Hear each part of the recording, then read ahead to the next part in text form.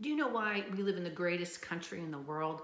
It's because of the sacrifices of 20 million veterans, 1.3 active duty and 1.8 Guard and Reserve members. These special people are all around you, ready and willing to serve you in these turbulent times. Hi, I'm Kathy Lowry Gallowitz, a career Air Force veteran. I'm also the owner of Vanguard Veteran. We equip civilians to become veteran champions. My 4-part series, Lean on Veterans, Who Better to Lead Through Crisis, starts today.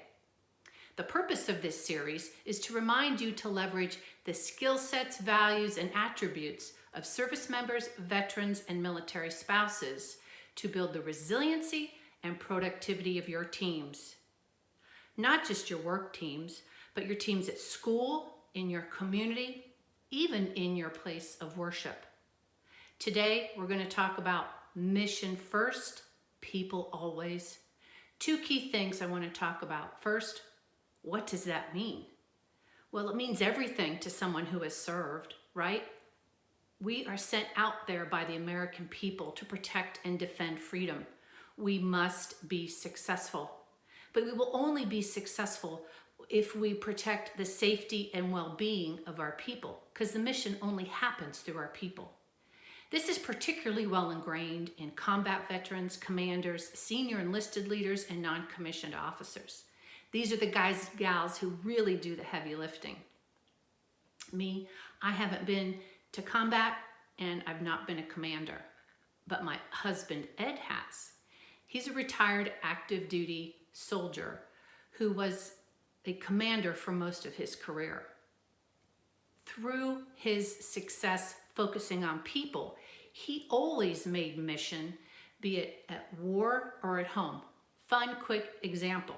When he was the commander of the Columbus Recruiting Battalion, he made sure to remind his soldiers who really worked long hours, he reminded them to make sure they got home in time for their kids' birthday celebrations so they could have birthday cake. He also reminded them how important Valentine's Day was and to make sure they made their wives feel special. Now, clearly, birthday cake and roses don't fix the big things that challenge us. But 10 years in command taught Ed that if you take care of the small things, the big things will take care of themselves.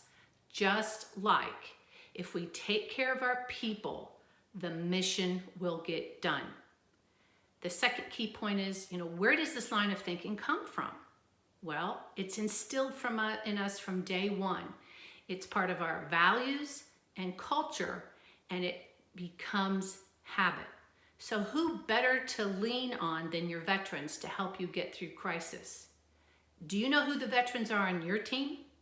Go out and find them. Ask, have you ever served in the military? Instead of, are you a veteran?